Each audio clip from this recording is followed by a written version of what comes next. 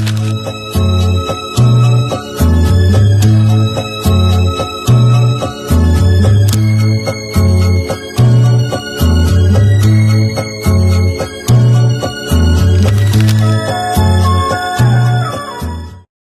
udah 3. Hai guys. Sekarang kita udah di Candi Jiwa.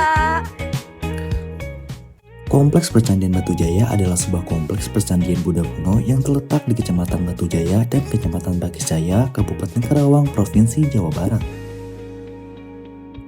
Situs Segara Tiga, atau yang dikenal sebagai Uno Damar, situs ini terdiri dari 2 sektor, yaitu Segaran 3A yang luasnya mencapai 22 x 21 meter, dan Segaran 3B yang luasnya 12,50 x 5 meter dengan ketinggian rata-rata setengah sampai dengan 1 meter. Penelitian pada tahun 1998 oleh Universitas Indonesia berhasil menampakkan sisa bagian bawah kaki struktur atau fondasi bendera 4 persegi panjang yang berukuran 20 x 15 meter. Fondasi struktur ini mempunyai arah tenggara barat laut dan sebagian besar sudah hilang. Pada sisi barat laut terdapat bagian tangga dengan ukuran lebar sampai dengan 5 meter. Halo guys, sekarang kita mau ke Candi Jiwa. Ikutin terus. Sementara itu, di jalur menuju Candi Jiwa terdapat fasilitas toilet yang ramah bagi semua pengunjung, termasuk pria, wanita, dan penyandang disabilitas. Toilet ini dibangun dengan konsep ramah lingkungan, memanfaatkan bahan alami seperti bambu yang menambah kesan alami dan sejalan dengan suasana situs bersejarah Batujaya.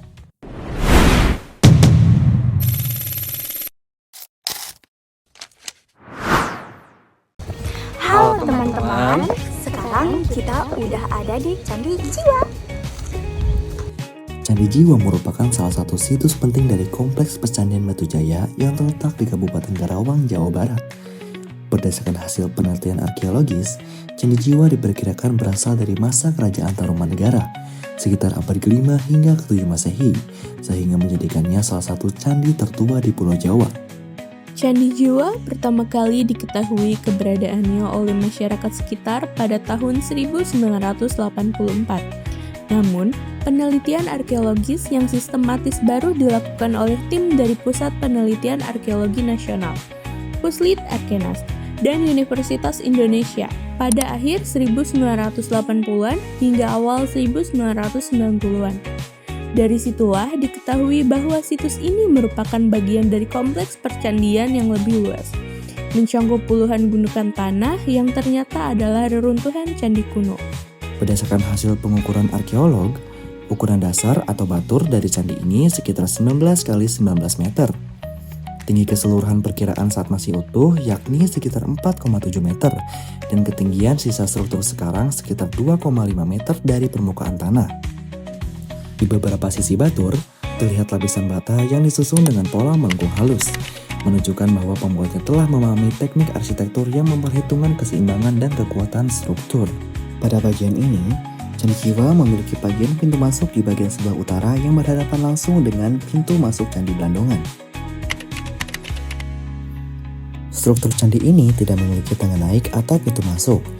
Dinding kaki candi memiliki susunan perbingkaian atau pelipit yang terdiri dari pelipit rata atau pata, pelipit penyangga, utara, dan pelipit setengah lingkaran atau kemuda. Pada bagian atas bangunan terdapat struktur bata yang melingkar konsentris sehingga diduga menyerupai kelopak bunga teratai. Salah satu unsur penting dalam arsitektur Candi Jiwa adalah adanya jalan keliling atau Pradaksinapata. Pradaksinapata adalah jalur yang digunakan umat Buddha untuk melakukan pradaksina, yaitu ritual berjalan mengelilingi candi searah jarum jam sambil berdoa. Adanya jalur pradaksina ini memperkuat identifikasi Candi Jiwa sebagai bangunan keagamaan Buddha.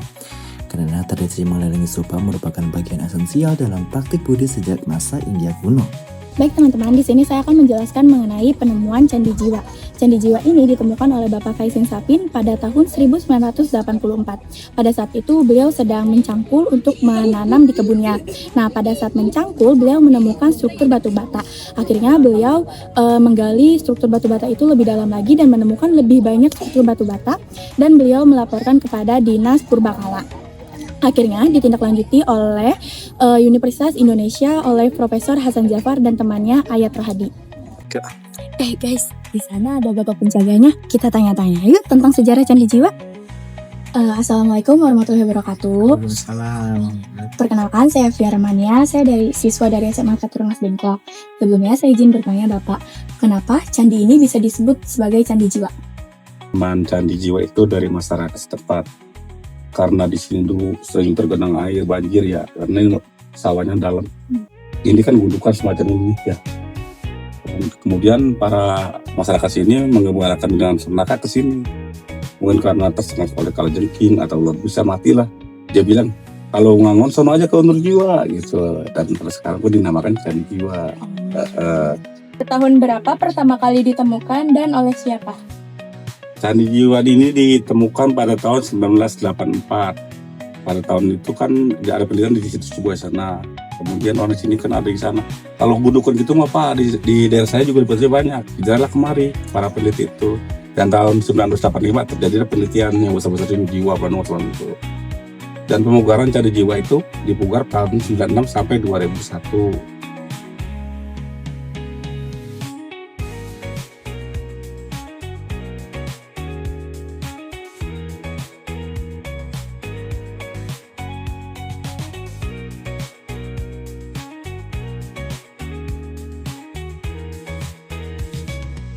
Halo guys. Sekarang kita bakal lanjut ke Candi Blandongan. Ikutin terus vlog kita ya.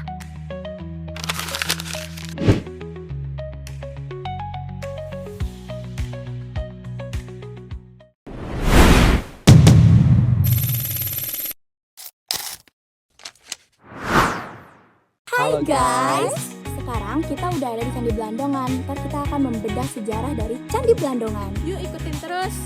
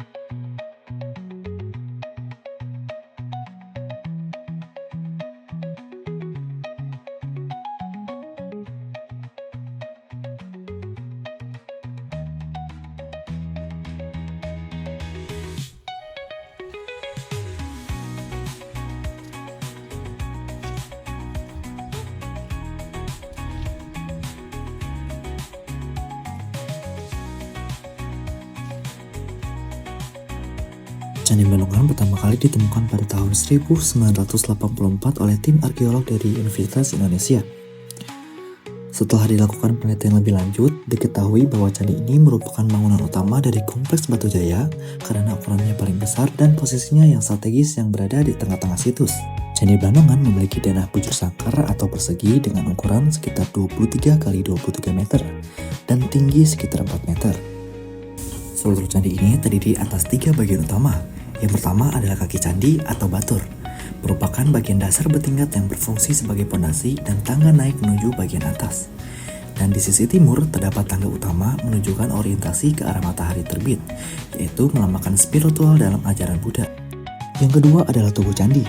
Bagian tengah atau ruang utama yang disebut sebagai Garbhagriha berada di tengah struktur dan memiliki susunan bata melingkar, yang diduga merupakan tempat peletakan rite suci atau stupa kecil. Yang ketiga adalah atap candi. Bagian atap sudah tidak utuh, namun berdasarkan rekonstruksi arkeologis, bentuknya kemungkinan berupa stupa bertingkat mirip dengan stupa di India atau Asia Selatan, menandakan pengaruh arsitektur Buddhis awal. Di sekitar Candi Blandongan ditemukan struktur bata lain yang tidak sebesar bangunan utamanya.